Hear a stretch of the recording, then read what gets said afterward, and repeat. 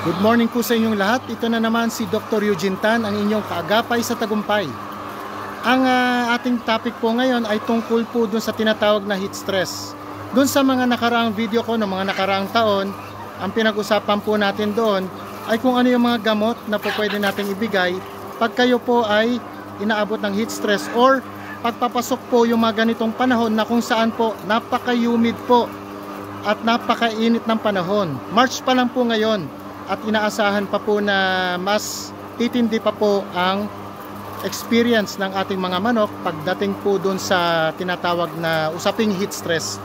So ano po ba ang mga po pwede nating gawin para po mabawasan yung heat stress? Alam naman po natin na yung ating mga building, karamihan po dyan, made na po yan. Ibig sabihin na dyan na po yan ng nakaraang taon or ng mahabang panahon. No, katulad po ng building na ito, very intensive po ang aming operation dito. Ang isang building po nito ay almost 30 ang laman po nito. Makikita nyo, ayan oh. Ang layo na ng nararating ko. Ngayon, ano ba yung mga dapat natin gawin pagka ganito pong papasok ang tag-init? Unang-una po sa lahat, make sure po walang parasites ang ating mga manok. Number 1 po yan. Parasites meaning lahat ng uri ng bulate, yung mga hanip at kuto. Tignan nyo po yan. Gamitan nyo po ng inyong mga cellphone. Atin pong i-zoom. Kasi po pagka yung ordinary na pagtingin lang gamit ang ating mata, hindi po talaga makikita, lalo na pagka yung mga nearsighted. Kadalasan po dyan, ang makikita nyo lang, balahibot balat lang at yung mga parang balakubak. Pero totoo nun, pagka yan po ay tinignan nyo pa ng i-zoom nyo pa, makikita nyo napakaraming hanip, lalo na dito sa bandang pitso at doon sa may bandang puwet. Kasi po pagka ganitong tag-init at marami po kayong parasite, dyan din po lalabas yung mga cannibalism. Magtataka kayo bakit yung mga matatanda nating manok, maedad nating manok, nagkaka-prolapse pa.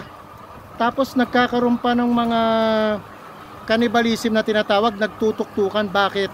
Kasi po grabe po ang irritation pagka tag-init, lalo na po dun sa mga malalaking manok. So kailangan po i-read natin o alisin natin yung aspeto o factor na kung saan meron silang parasite. So mag-deworm ng tama, no, bago magtag-ulan o bago magtag-init, okay? Or ngayon tag-init, pwede pa naman din niya mag-deworm tayo. Kasi kesa po abutin tayo ng stress galing po sa parasites, no? Magpaligo rin po tayo ng manok gamit po yung mga approved na therapeutic products para po maalis yung mga hanip at kuto sa katawan ng manok natin. Meron ding mga medication para doon, pero ang suggestion ko po sa inyo, pag-aralan din natin magpaligo kasi mas long lasting po yung effect nun.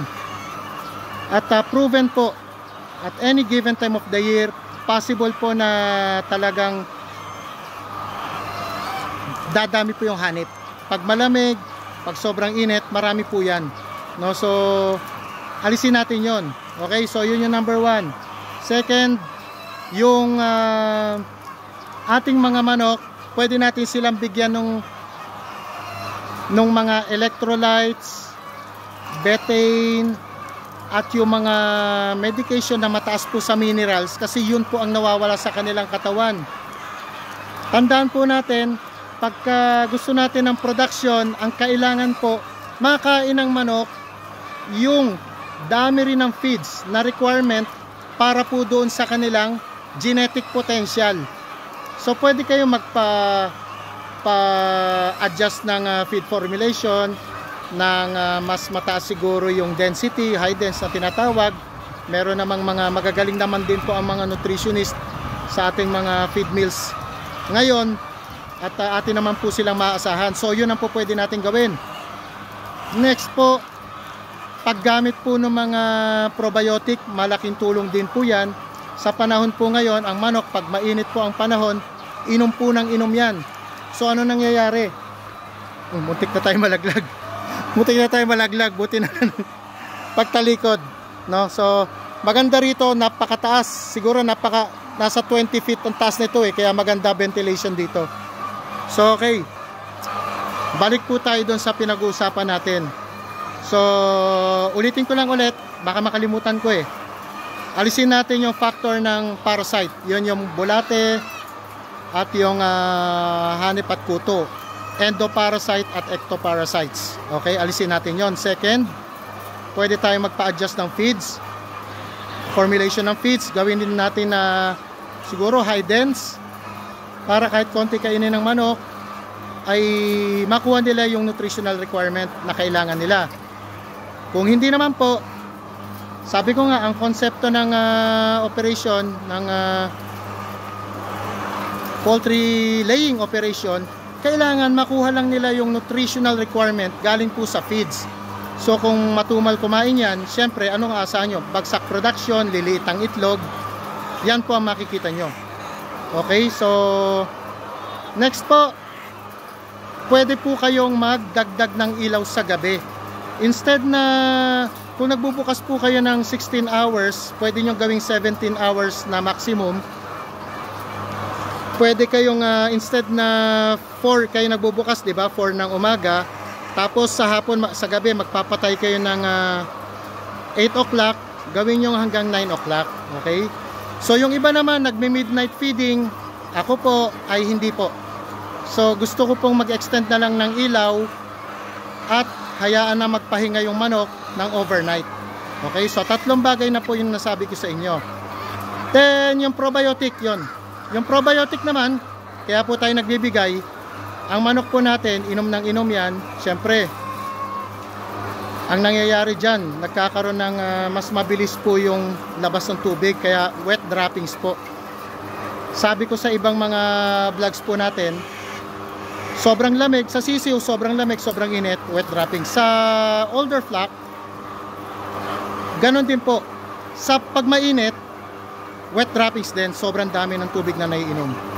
Okay, so ang probiotic, makakatulong po yan para po hindi basta pasukin ng bad bacteria yung bituka at magkaroon po ng mas magandang absorption. Kasi po yung mga pag ganitong stressful, ano po ba yung stressful ang panahon? Ano po ba yung dumarami?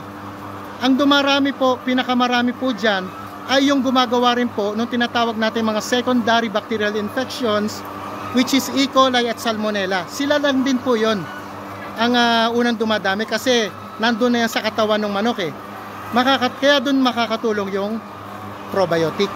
Okay, so yan, 4 na pong aspeto po yan o factor na po pwede nyo yung isaalang-alang pag kayo po ay gusto nyo makontrol yung impact ng heat stress sa manok, kasi talagang papunta na po yan doon, lalo na pag open-sided. So yun mga boss, yun po ang po pwede ninyong gawin, 4 na bagay para po doon sa para sa heat stress. Una po, ectoparasite and endoparasite control. Second, use of probiotics para hindi agad pumasok yung mga secondary bacterial infection dahil stressful po ngayon, at pag stressful ang environment at panahon, Salmonella at E. coli ang dumadami at kaya naman pong pigilan ng probiotic yon. Wag lang po nandun sa kondisyon yung manok na may infection na. Then yung sa medication naman po, makakatulong po yung betaine, electrolytes at yung mga minerals para po ma-replace yung mga nawawala sa katawan ng manok pagka ganitong hirap sa panahon. Okay? Then sa pagdating naman sa feed, sabi ko nga, kailangan lang matuka nila yung dapat nilang tukain, yung nutritional requirements.